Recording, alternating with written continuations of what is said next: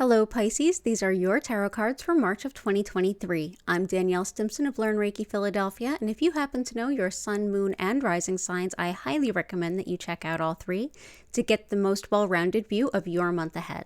If you'd like to learn more about me or schedule a one-on-one reading over Zoom, go ahead and check the description below or visit learnreikiphiladelphia.com. So let's go ahead and take a peek at what those cards have in store for you. Okay, so we're starting the month off with the Fool. And just a heads up, I actually used a couple decks. I kept shuffling until it felt like the right cards for you. And every single time I shuffled and put down cards, other things may have shifted, but the Fool was always there. The Fool is the 0 card in the tarot. It is the new start. It's a new start, it's a new start, yes, and it's got basically coming out of a big composting of things, if you want to put it that way. He's got a white flower in his hand. This basically is the same white flower that we see in the Death card. He's come out of something. This is totally born afresh of something else. And he's starting off on his journey with just a little bit of a bag of what he had from his previous life. This is definitely all about new starts. This is the focus card for the month. So this is kind of a big deal. You have 2 other major arcana cards, which we'll be coming up to. So how are we entering this month? How are we leaving February? That is our Queen of Cups. Queen of Cups is someone who holds space for a lot of other people out of her own experiences, knowing what they're about to go through or what they have been through, and is there to be able to help support others. In some ways, you've been able to be supported. In some ways, you've supported others as well.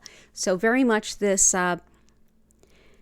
idea of almost like emotional mutual aid in a sense. But yeah, so you're coming out of that. And what is the challenge for this month? The challenge is the 10 of Wands, which is actually interesting. If you have a sun, moon, or rising or other prominent feature in your chart that features Cancer, definitely check out the Cancer video, because this features prominently in that one too.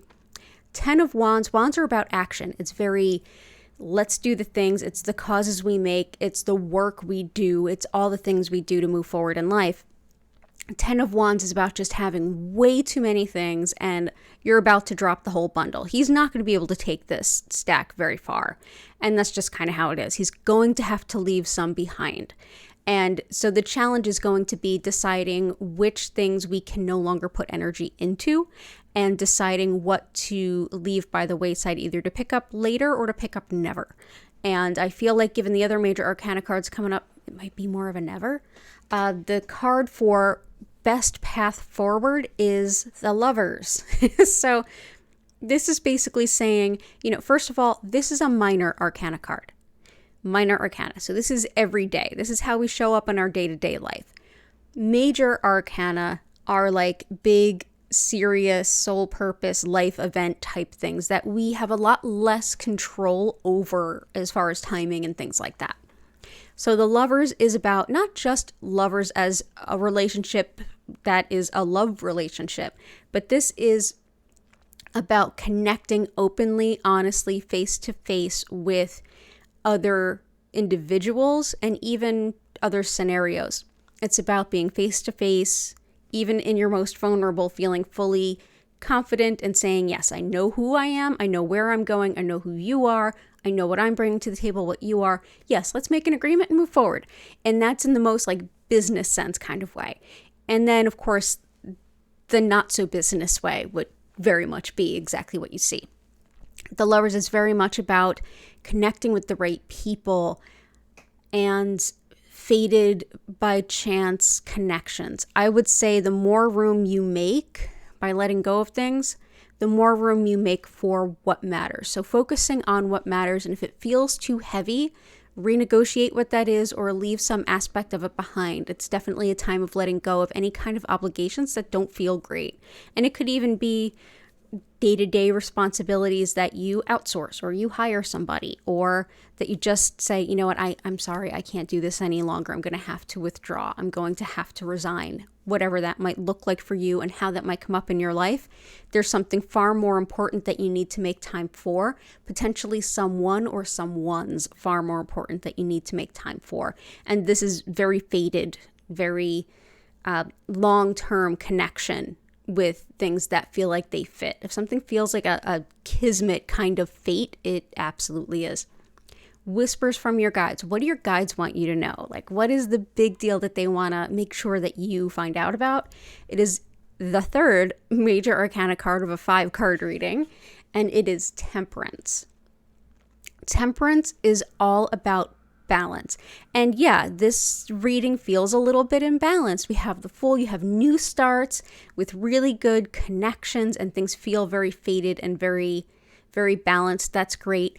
But this Temperance is all about this challenge of making sure that you have enough room for yourself, making sure that you leave enough of your energy and of yourself for you. It's also about handing back some sticks that maybe belonged to someone else all along the way. And it's all about being the Queen of Cups for yourself. Think of the advice that you would give others and give it to yourself. I'm going to say that again because I just heard that out loud. The advice you would give others, give that same advice to yourself, okay? So you have a really transformative month coming up.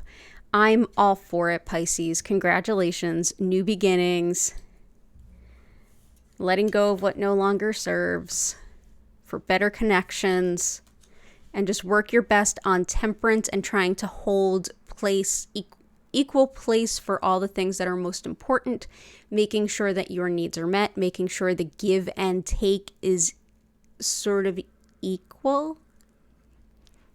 I hear the guides like, So you have a big month ahead, and I think it's going to go beautifully for you. So Pisces, have a beautiful rest of your month. If you would like to join me for some Reiki healing, go ahead and subscribe to the channel if you're not already. I do live healing streams 5 times a week, and I'd love to see you if you feel like you need a little pick-me-up. I don't know if you will, but it could help.